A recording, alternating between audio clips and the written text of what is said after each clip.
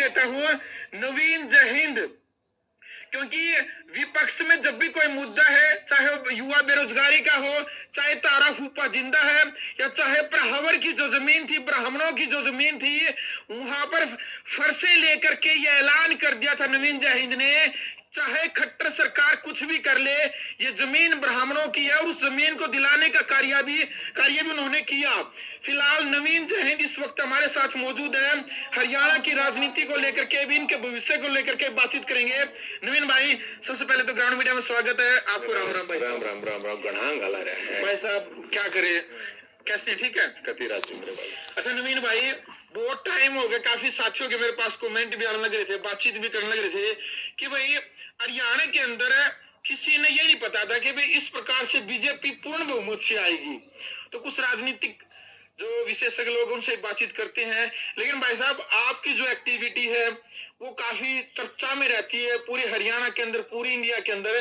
4-5 मुद्दों को लेकर के बातचीत करेंगे।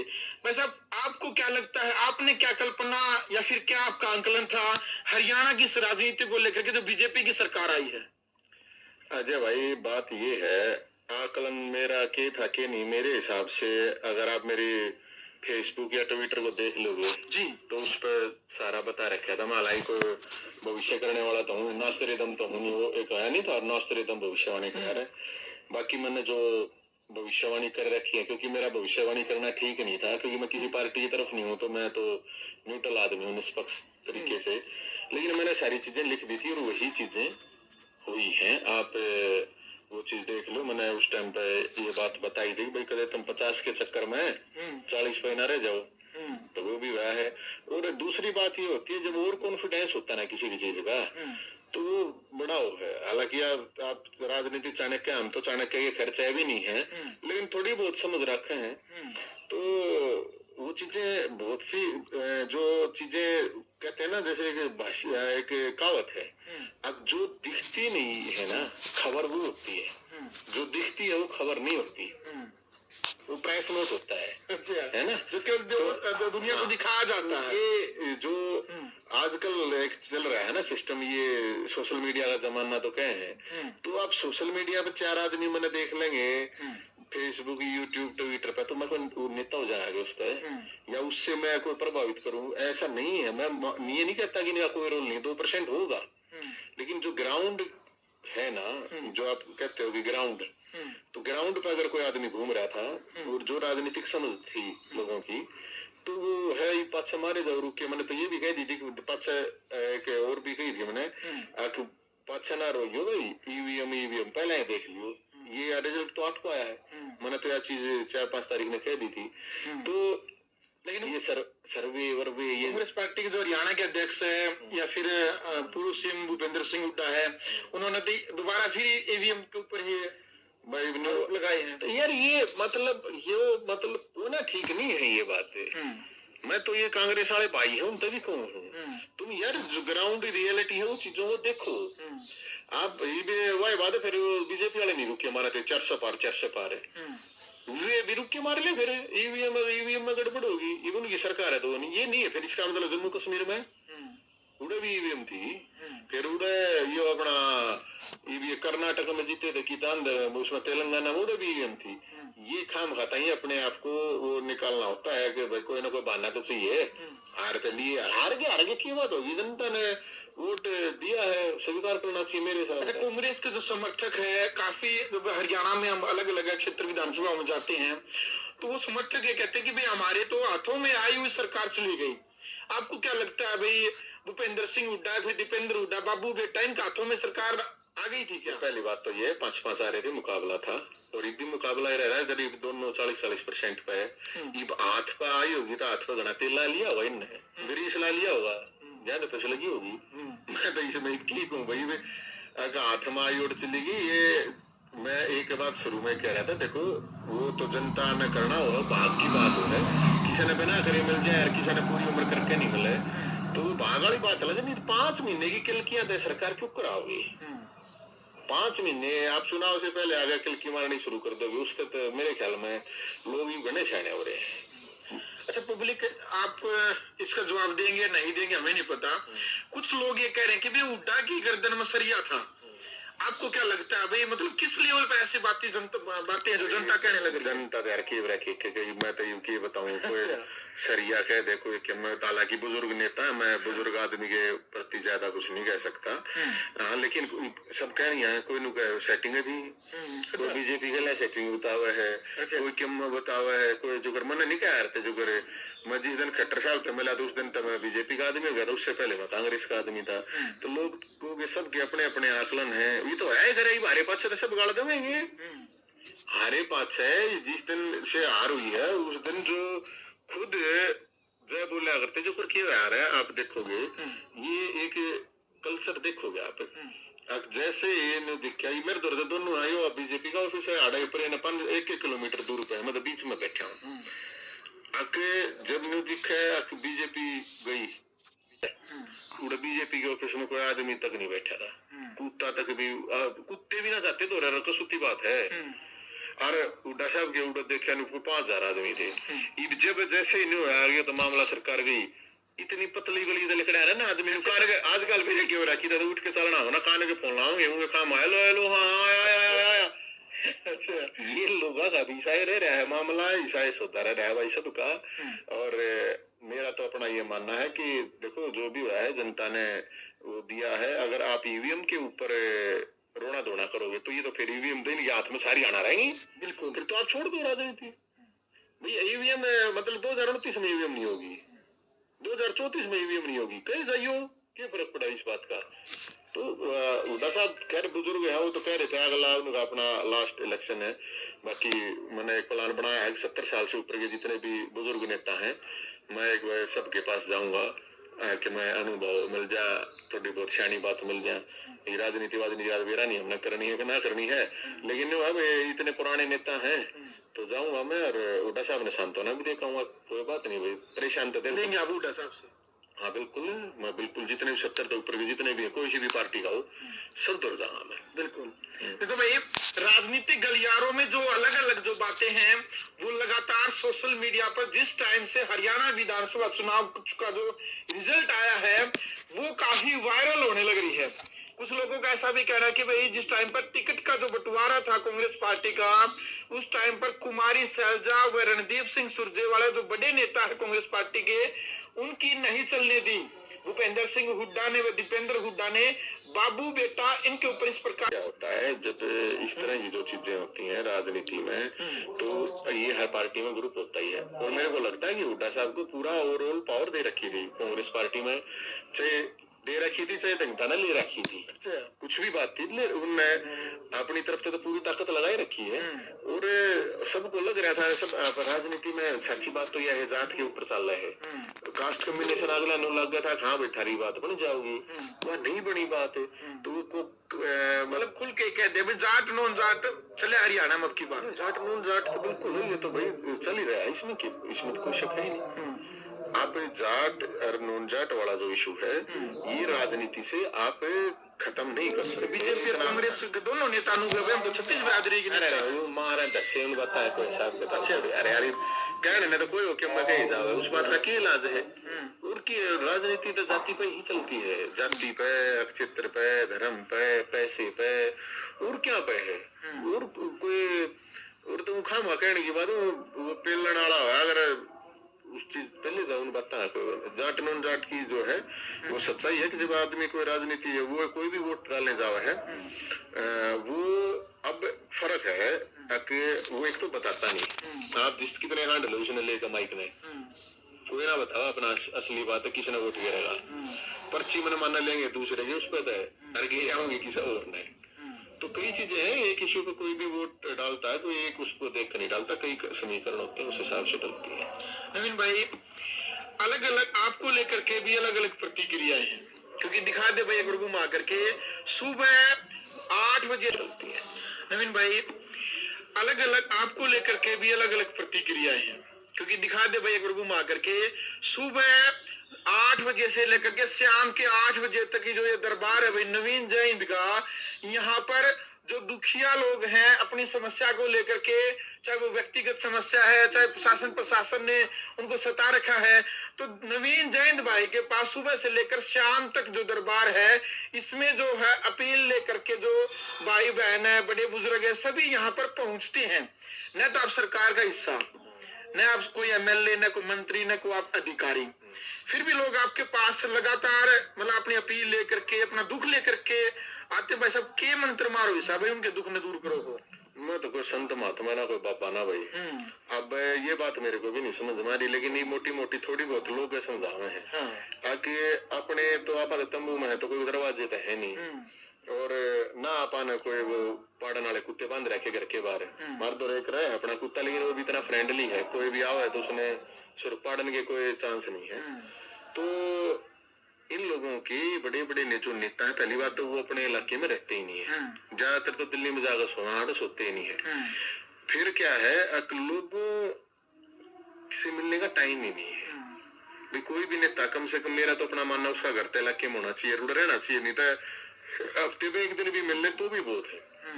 हालांकि मैं तो अलग अलग टाइम पे, हालांकि मैंने तो ये भी संडे को, मैं हर संडे को 10 से 2 बजे तो अवेलेबल हुआ ही हूँ। आगे पाछे तभी है तो फोन करके आइयो भाई, मैं ना भी पाऊँ, फिर पाछे गाड़ देके जाओ। अब जो हमने इशू उठाए हैं तो हमारी जो सक्सेस रेट है वो 90% से अब वो है। कोई भी इशू है, चाहे बुढ़ापा पेंशन, खेल, मतलब बहुत से इशू हैं। आपने मैं बताऊं, उनकी सक्सेस रेट रही है। लोग आए हैं इसलिए एक आस लेके, एक उम्मीद लेके आगे भाई। तो वो आस और उम्मीद लेके मैं ये कह रहा हूँ कि सरकार ने अपना दरबार चालू कर दिया, उड़ा क्यों नहीं जा रही? और जा रहे हैं तो उड़े समस्या का समाधान क्यों नहीं हो रहा? भाई विपक्ष के नेता भूपेंद्र हुड्डा साहब डी पार है, इतनी दूर थोड़ी है मामला, उड़ा क्यों नहीं जा रहे? क्या प्रॉब्लम है? जाना चाहिए ना। ये वहां को छोड़ के, सत्ता पक्ष विपक्ष को छोड़ के अगर कोई आदमी मेरे पास आ रहे हैं, और कोई ये इंडिविजुअल की बात नहीं है, बड़े बड़े इशू लेकर, तो इसमें गड़बड़ है, बहुत बड़ा ही पूरे सिस्टम में। पूरे सिस्टम में ही गड़बड़ है कि कोई सुनने वाला लोगों की नहीं है। कि ना सुनने वाला हूं, नहीं में राजा ही थोड़ा पावा पड़ा तंबू में, और हमने कोई फीस देकर थोड़ी जा है। ठीक है, किसी का भाई का काम हो जाए तो मिठाई का डब्बा जरूर दे जाए। तो हम तो मोटी मोटी, मैं आपको एक बात बताऊं, ब्राह्मण की जमीन का मामला था तो बहुत बड़े बड़े पंडित नेता है, ब्राह्मण नेता अपने आप ने बुरा ना कि श्रोमणी मानना है, मैं हूँ फलाना हूँ दिखड़ा हूँ, हर साल गिफ्ट देती आना लेती आना भी डराया करते, ना नो नो अरे नो नो। हमने उस फरसे के दम पे तो फरसा घुमाया भी, वो फरसे के दम पर वो जमीन ली है। दो सरकारों ने जिन्होंने कब्जा कर रखा, पूरे सिस्टम से लड़कर केस दर्ज मेरे को है ना, कोई बात नहीं, जमीन मिली ना। और जमीन से बड़ी बात जमीर की थी, मान सम्मान स्वाभिमान की थी। तो कहाँ थे वो सारे पंडित नेता? नरे कुर्ते पजामे पहन गए, हम लड़े हैं, 2 साल लड़ाई चली, एकदम तो मिले नहीं कुछ। बेरोजगार आंदोलन, बेरोजगार ही बारात निकाली थी, आपको ध्यान होगा, 2 साल पहले निकाली थी। अब जाकर शपथ ग्रहण था जिस दिन, उस दिन 25,000 कहीं नियुक्ति हुई है। हमने कही थी भंडारा करते हैं, उनके नाम का भंडारा भी करा। मेरा तो सरकार अगर कोई ठीक काम कराया तो भाई ठीक है, तुमने बहुत बढ़िया काम करा, मेरा काम, मेरा गाल गाल देना थोड़ी सरकार को। तो कहाँ थे भैया जितने नेता थे जी? बताओ तो सही, कोई तो दिखाओ तो सही। मतलब आज के दिन तो यार एक गणमुतन न छोड़ गया, सब क्या ये वीडियो बनाओ लोग। अब देखो मैं यहाँ ऐसे, इसने मेरे को नमस्ते गए, उससे बुला दे रील।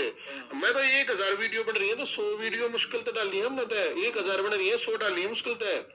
तो जब ये बेरोजगार सीट ही नहीं हो रहा था या भर्ती के लिए चक्कर काट रहे थे, तो कहाँ थे ये विपक्ष के नेता? सरकार वाले कहाँ थे? कौन था उनका? फैमिली आईडी के नाम पे बुजुर्गों की ऐसी तैसी हो रही थी, विधवा विकलांग जी, जिंदा आदमी मरे दिखा रखे थे। हमने तो थारा कुपा जिंदा जब पता आंदोलन चलाया था तो उस टाइम पे किथे भाई? मतलब कत्ती उसी बात बताऊं भाई, ये अग्निवीर योजना जब आई थी तो फेसबुक पे सबने डाला था, कौन सा नेता कहे 4 बार मैं प्रोटेस्ट मन न करना ऑर्डर, 4 बार। कौन सा नेता था? खेल कोटा खत्म हुआ था, हरियाणा में खिलाड़िया, कौन सा नेता था जो खेल कोटा जब खत्म हुआ सोटा लेके मैं उतरा था?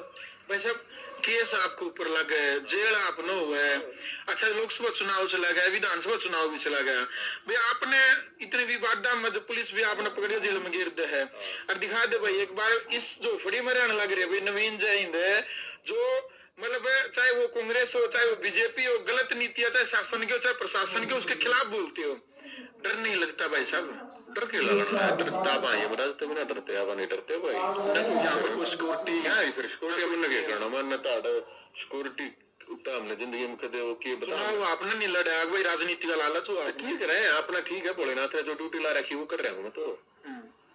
भोलेनाथ का नाम लेकर डरने का क्या मतलब है, परशुराम का नाम लेकर डरने का क्या, हम तो वो बता नहीं हारेगा सारा खाटू श्याम बाबा हमारा, तुम्हारी ड्यूटी ला रखी जो हारेगा है उसका सारा बनो, असली तो वही हो भगत भी, तो डर वरता है आप आने कोई फर्क नहीं पड़ता, जीना मरना किसके हाथ में है यार। शादी हुई तो पत्नी से तलाक हो लिया आपका? वो आ लिया तो 4 साल हो लिए।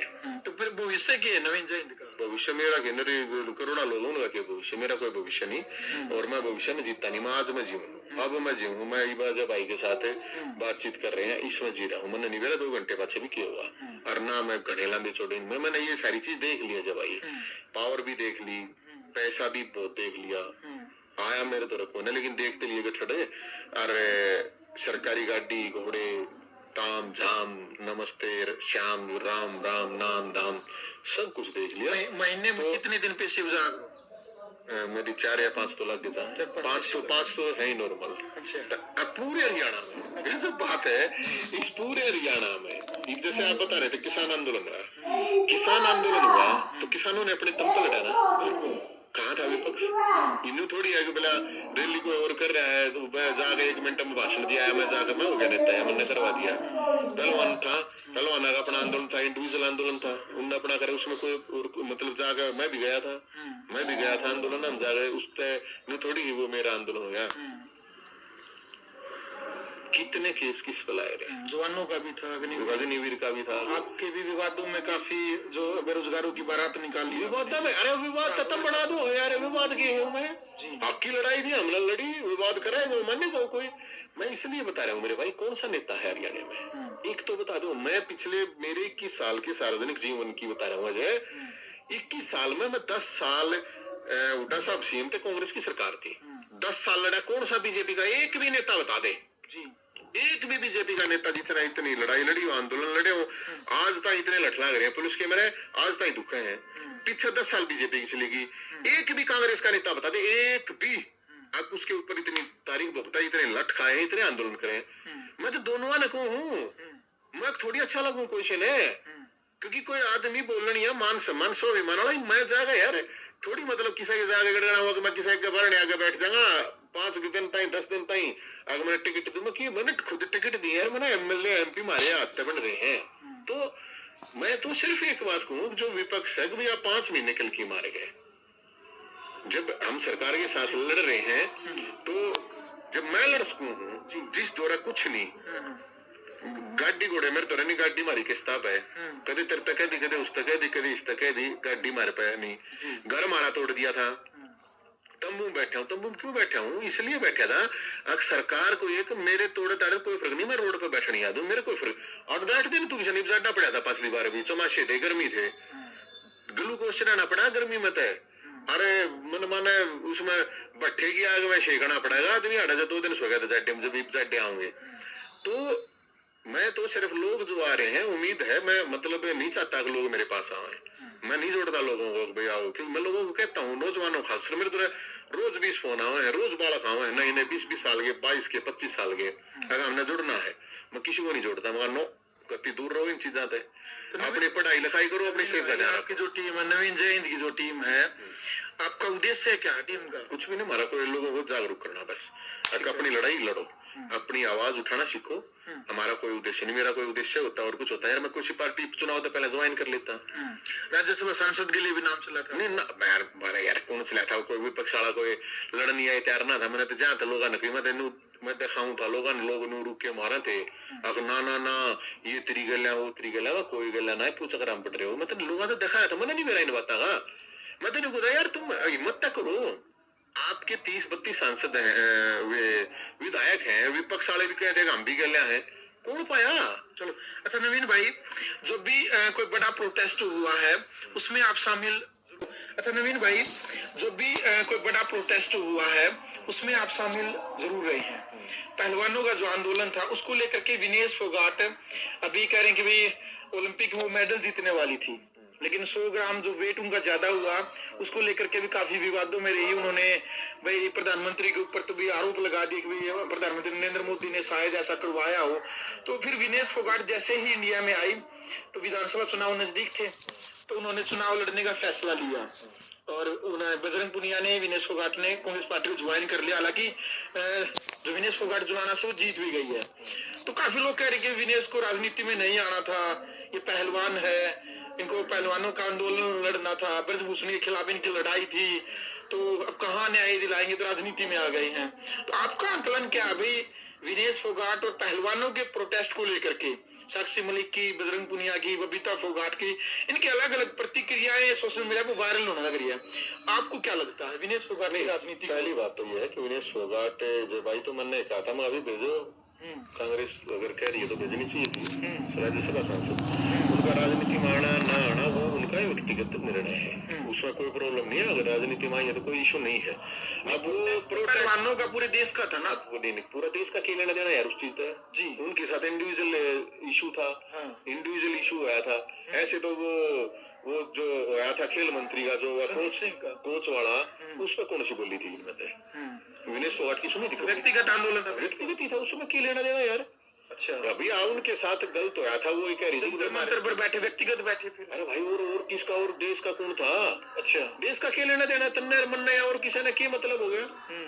ये व्यक्ति उनके साथ गलत हुआ, उन्होंने अपनी आवाज उठाई, उठानी चाहिए, अच्छी बात है। लेकिन कोई वो जनता की समस्या ठाकर थोड़ी उठ के चल रही थी यार। अगर भाई जनता की समस्या लेकर कोई चीज चल रही थी भाई, ये भी मैं कह दूं मेरा निर्णय अपना है खुद का, तो मेरा अपना खुद का है। तो वो जो उनका मामला था वो उनके साथ गलत हुआ और उन्होंने अपनी आवाज उठाई, बहुत अच्छी बात, हमने भी सपोर्ट किया था। गलत है लेकिन वो आवाज उनको उस लड़की भी उठानी चाहिए थी। मैं तो उस लड़की की भी आवाज उठाई थी, मैंने तो इनकी भी आवाज उठाई थी। राजनीति में जाना ना जाना उनका निर्णय है। प्रधानमंत्री का ये कहना, प्रधानमंत्री ने वो उसमें डिस्क्वालीफाई कर दिया, ये करवा, ये फालतू की वाहियात बात, इन बातें कोई लेना देना नहीं। ये विनेश को भी अच्छी तरह पता है कि तू डिस्क्वाली अगर वजन की वजह से हुई है तो उसको पता है, वो कोई बच्ची तो है नहीं, उसको अच्छी तरह पता है। और वो ये थोड़ी चाहोगी कि मैंने मेडल नहीं मिला है, वो हो गया यार उसका, उसने बथेरी कोशिश करी है अपने आप में कि भाई वो मेंटेन हो जाए। उसको भी पता था इस बात का, वो टेक्निकल इशू है, वो ओलंपियन है, इतने मेडल जीत के आई है, तो सारी चीजों का उसको पता है। ये तो मतलब राजनीति अलग चीज है, उसमें आरोप प्रत्यारोप आप कुछ भी इस तरह का लगाओ, इस लेवल पे तो मेरे ख्याल में नहीं लगाना चाहिए। वो बाकी विधायक बनी है, अच्छी बात है, और लोगों की आवाज उठानी चाहिए, वो विपक्ष में है। तो इशू जितने भी इशू आए हैं वो उठाने चाहिए। और विनेश फोगाट का भी मैं इनको इशू को हैंडल करने के लिए मैं चलाना भेज दिया, और लोगों का कोई इशू नहीं है। चलो अच्छा वैसा जैसे ही चुनावी जो रिजल्ट आया है, अंतिम सवाल है ये, आपको क्या लग रहा है भाई 2029 में क्या लग रहा है भाई, बीजेपी, कांग्रेस या फिर अन्य पार्टी, किसको लेकर घना लंबा पूछे तो पंचवर्षीय योजना है, मैं इतनी लंबी योजना तो मैं बनाता ही कोई, पंचवर्षीय योजना का मैं क्यों बताऊं। बाकी मेरा अपना ये मानना है, जिसकी सरकार बनी है, सरकार बनी है तो सैनी साहब है बड़े जो है ना, सैनी को क्या अगर ना आगे मजाकी आदमी है। एक जातिगत जो वायरल है रणदीप सिंह सुरजेवाला को लेकर के टिप्पणी की थी नायब सिंह सैनी, सुनी थी आपने? भाई मैं मेरी बात सुने, ये जो चीजें होती ना इनसे लोगों ना कुछ फर्क नहीं पड़ता। ये खाम वाली बात है, ये था रहता ये चलाने की होंगी, लोगों को ना फर्क पड़ता इन बात था यार। लोगों ने चाहिए जेन्युइन इशू के ऊपर। अब सैनी साहब सीएम बने हैं, शुभकामनाएं हैं उनको, और बड़े मजाकिया टाइप के, जोली टाइप के आदमी हैं, और वो कह रहे हैं कि भाई मेरे दरवाजे खुले रहेंगे हमेशा, बहुत अच्छी बात है। अगर अच्छे काम करेंगे सैनी साहब तो हम उनकी बड़ाई करेंगे, नहीं तो सड़क पर लड़ाई करेंगे। और सरकार बनी है तो उनको अच्छे काम करने चाहिए। मैनिफेस्टो जो उन्होंने कह रखी है उन चीजों को इम्प्लीमेंट करना चाहिए। और जितने भी मेरा एक जरूर उनको सुझाव है कि हर डिपार्टमेंट के जो भी मुखिया है, सचो तलेगा, एसपी तहसीलदार तलेगा, वो जनता के लिए ग्रीवेंस का जो सिस्टम है, ये नहीं कि एक महीने में कोई सुना, कोई नहीं फर्क पड़ता उससे, कोई वो सिंबोलिज्म होता है। आप लोगों के लिए, जनता के लिए दरबार लगे ताकि उनकी समस्या समाधान हो, ताकि जाए इनके पास लोगों को आने की जरूरत ना पड़े। और विपक्ष को मेरा ये कहना है, क्योंकि बहुत से नौजवान साथी भी दोनों साइड से बने हैं, तो उसका कुछ ना कुछ फायदा मिलना चाहिए। नौजवान विधायक बने हैं तो उसका फायदा मिलना चाहिए लोगों को। और विपक्ष के लोगों को मैं ये कह रहा हूँ, ये संटापा रोआ टापा इसको खत्म करो। हार जीत होगी कोई बात नहीं, 37 थोड़े विधायक नहीं होते, आपको 40% के करीब वोट मिले हैं, आप जनता की आवाज उठाओ।